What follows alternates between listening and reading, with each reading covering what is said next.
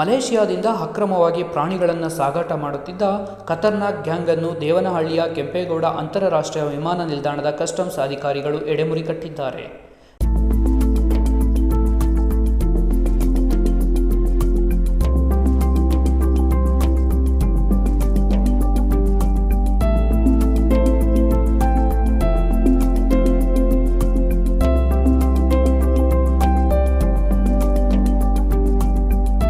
ಮಲೇಷಿಯಾದ ಕೌಲಾಲಂಪುರದಿಂದ ಬೆಂಗಳೂರಿಗೆ MH0192 ವಿಮಾನದಲ್ಲಿ ಸಾಗಾಟ ಮಾಡುತ್ತಿದ್ದ ದೊಡ್ಡ ಆಮೆ, ನಕ್ಷತ್ರ ಆಮೆ, ಕೆಂಪು ಪಾದದ ಆಮೆ, ಹಲ್ಲಿ, ಕೆಂಪು ಇಲಿ ಸೇರಿದಂತೆ ವಿವಿಧ ಬಗೆಯ ಪ್ರಾಣಿಗಳನ್ನು ವಶಪಡಿಸಿಕೊಂಡಿದ್ದಾರೆ.